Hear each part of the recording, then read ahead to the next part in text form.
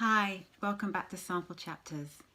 I'm going to be reading you an excerpt from my book, Why You Make God Smile Despite Your Faults and Weaknesses, Volume 2 this time.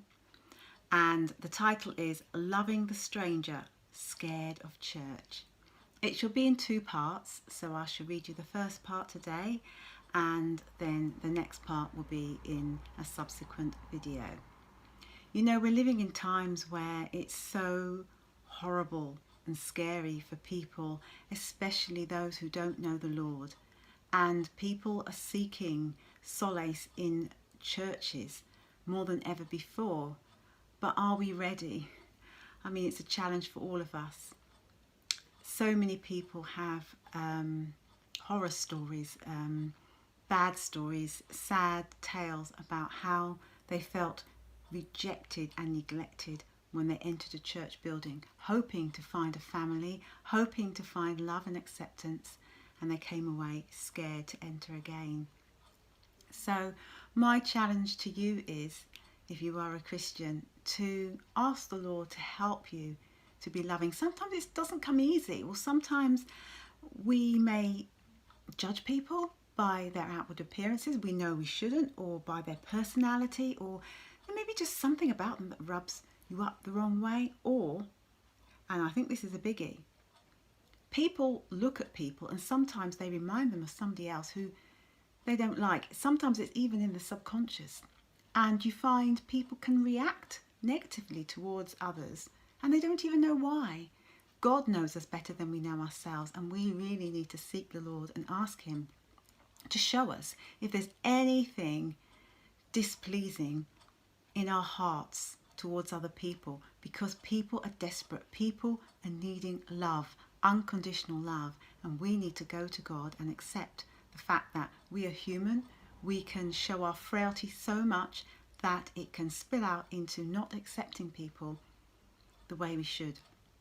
We all know the story about cliques in churches, but every church thinks that they don't have a clique. Every church thinks that they are good and they are welcoming. And you find sometimes it can be the churches that boast about being welcoming the most that are the ones that are in most denial, because they don't realise they're not friendly. So let us encourage ourselves. Let us look in on ourselves and ask the Lord to show us where we need to be more loving, because people are desperate for God, and they have to see us showing God to them, being Jesus-like to them sometimes, before they will even reach out to the real Jesus and find that love and acceptance they so desperately need. No church congregation is perfect. No church leaders are perfect either. Whether you have a vicar, priest, pastor, deacon, elder or bishop, their human frailty determines that they will sometimes misunderstand you or be oblivious to your needs. While we sit contemplating how far they fall short of being the person of God we think they should be, we ourselves are letting people down. Most God-fearing churches do not deliberately disobey Him by neglecting the flock or individual He sends to us. But whether we like to admit it or not, people on the outside looking in often see a different slogan to the ones we speak. The prophecies spill forth from the mouths of discerning spirits. Now is the time to go forth and claim souls. Seek the lost, for they are coming. Get ready to reap the harvest of souls. Open your hearts to receive the deluge. Oh, we really want to do all that, but sadly there are times when those lost sheep are interpreting our attitudes as, right, listen up. We don't want anyone that makes us look weak. Those with special needs should go elsewhere. Those battling with depression need to remember that Jesus is their joy and learn to cultivate a grateful heart. Single mums who struggle to cope with their children, stay away. Introverts who can't strike up a conversation or maintain small talk, you need to accept that you will be ignored. We are not moving furniture to accommodate your insecurities and physical disabilities. Guide dogs must wait outside. Our public address system is the best, so we will use it to the max. Don't ask us to turn down the volume.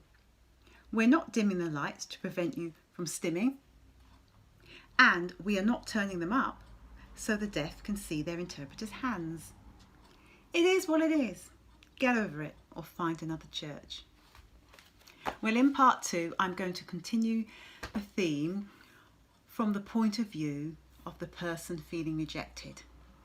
It is nice sometimes to be able to just have that empathy and look inside the mind and the heart of people that don't come into church, because not everybody is refusing to go to church because they don't want to know Jesus. People are sensitive, and there are so many people that are hurting and feel safer to listen to, I don't know, God channel or the radio, and that's not church. That isn't church, but that's what they are clinging to, and we need to help them get out and fellowship with us. But some of these people have very big emotional hurdles to get over. So let us pray and ask the Lord to help us to be those loving ones, to welcome those people into our churches so they can feel like part of a family. I'll see you around the corner with the point of view from the rejected person.